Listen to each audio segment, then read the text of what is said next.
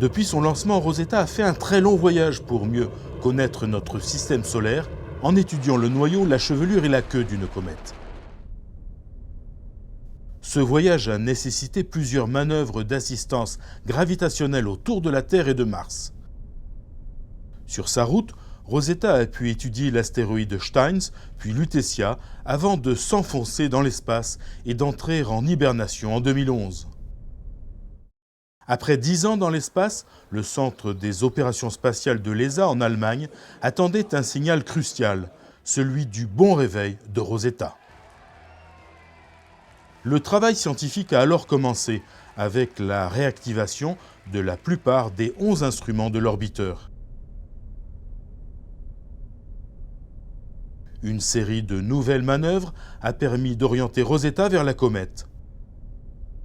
Et c'est alors que la forme de Churyumov-Gerasimenko est apparue. Quelques mois après le réveil, l'instrument MIRO a fait les premières observations de la vaporisation de l'eau autour de la comète, l'équivalent de 2 verres d'eau par seconde.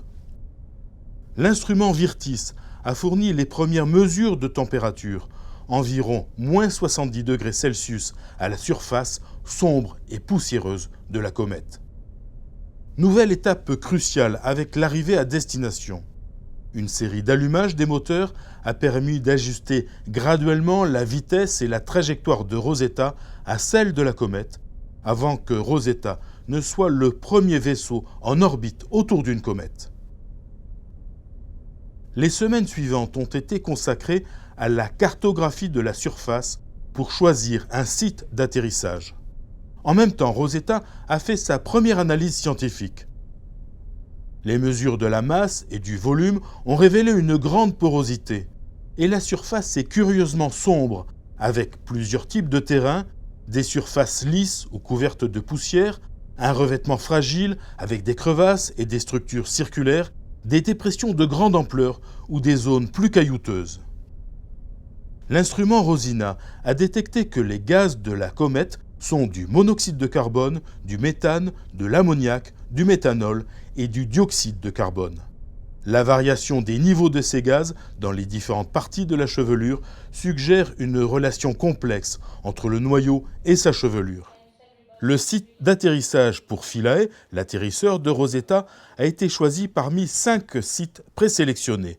Aucune autre mission n'avait essayé d'atterrir sur une comète. Après que Rosetta ait relâché son atterrisseur, Philae a mis 7 heures pour descendre puis se poser sur la comète. La navcam de Rosetta a même montré le nuage de poussière de Philae à l'atterrissage. Ensuite, Philae a envoyé la première image vue depuis la surface d'une comète avec un premier panorama. L'atterrissage lui-même n'a pas été sans surprise. Philae ne s'est pas arrimé sur la surface de la comète, mais a rebondi plusieurs fois. Le lieu d'atterrissage définitif est partiellement à l'ombre, avec peu de soleil pour recharger les batteries. Dans une course contre la montre, les 10 instruments de l'atterrisseur se sont mis au travail. Après quelques 57 heures, les données ont été envoyées, Philae ayant accompli sa mission première avant d'entrer en hibernation. Rosetta a découvert que l'eau de la comète est différente de l'eau sur Terre. L'hydrogène qui la compose n'est pas pareil. Cette découverte suggère un lien entre l'eau sur Terre et sur les astéroïdes plutôt qu'avec les comètes.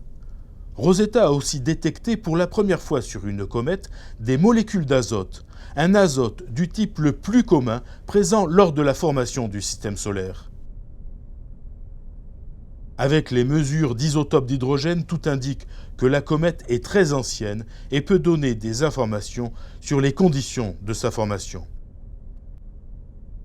Ensemble, Rosetta et Philae ont fait les premières analyses des propriétés magnétiques du noyau de la comète, aidés en cela par les multiples points de contact lors de l'atterrissage.